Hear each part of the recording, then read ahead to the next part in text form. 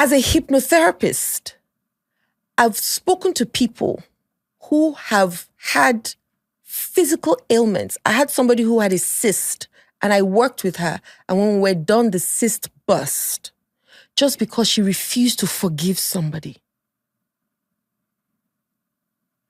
Unforgiveness, guys, bitterness, resentment causes, and if you go and check it out, it causes cancer. It causes autoimmune diseases. I had a client who, for 40-something years in her life was just so difficult.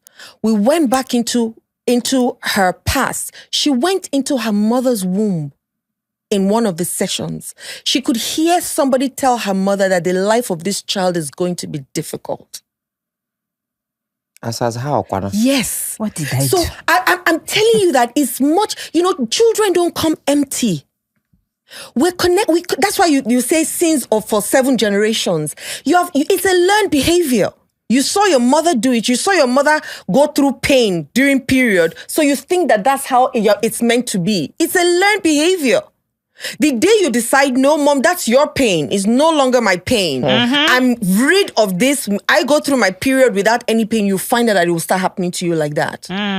So and it's not spiritual. It's just your mind that you have worked on to say, this is what I want. And your mind is a special PA. It does exactly what it thinks you want it to do.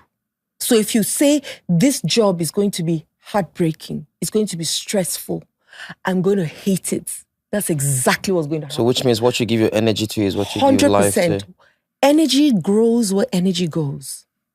So if you say and whether we know it or like it or not, we're a magnet for the things that happen to us.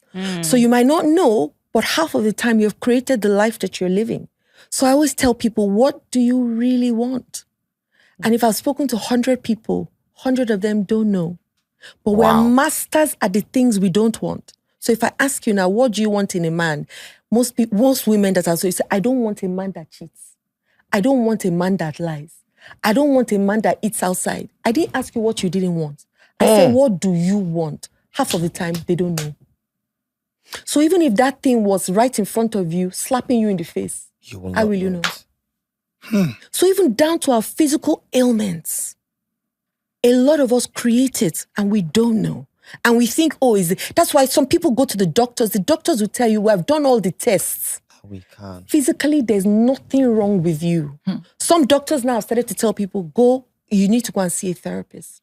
Because what's happening to you is emotional and your body is the instrument of your mind.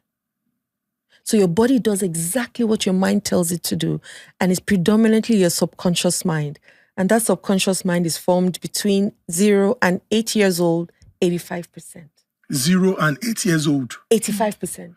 So even children, when person they use small eye, they look. Like say this one na pikin, never sabi anything. Now even that formative years. Those 0 and 8. Now 0 and 8, 85%. 9 till you're 18, 10%. Wow. 19 till you die, 5%. So the person that we all are here today is predominantly what was put in us between the ages of 0 and 8. Or let me extend it, 0 and 18. So your beliefs, your behaviors, your everything, your mannerisms, the things that you just do, this is who I am. No, it's who was deposited in you. So can you change it? Yes, that's what I had to do because I realized that I was hurting everybody around me, but I couldn't help it because I was hurt.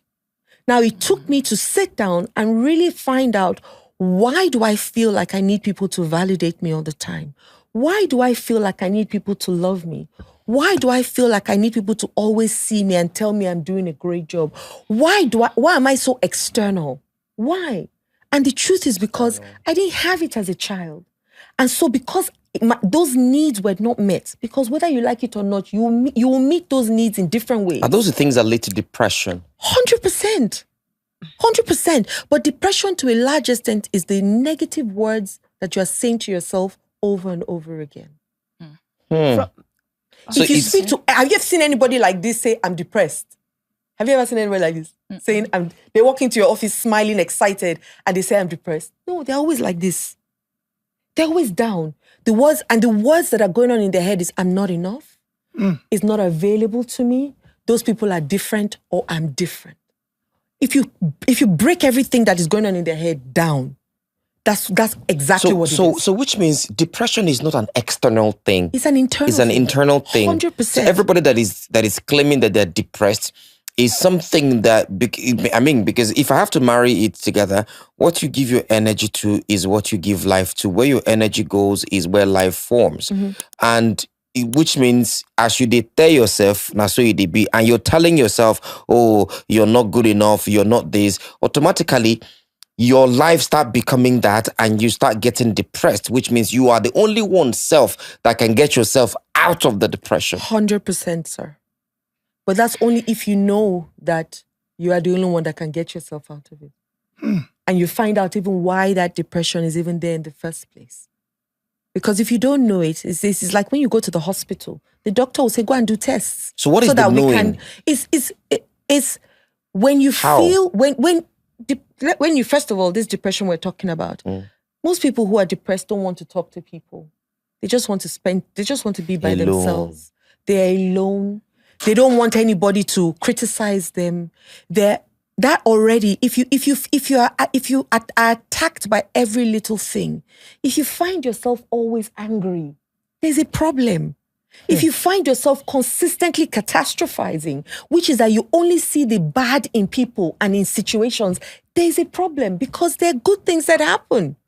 So why don't you focus on those things? And most times we zone in on the one bad thing, forgetting the 20 good things that are going on in our lives. Because we're not trained to see the things that are good. We're trained to see the things that are negative. Somehow it's meant to guide us from going there. But if that's how you focus on or in life, then tell me how your life is going to be good. Because even the Bible says, as a man thinketh, so is he. Hi there. My name is Adiola Kingsley James. I hope you really got a lot from my videos. Don't stop at just listening. Be a doer. If I asked you to do something, do it, please.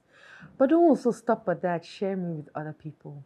Click the notification bell below and do what? Yes, subscribe.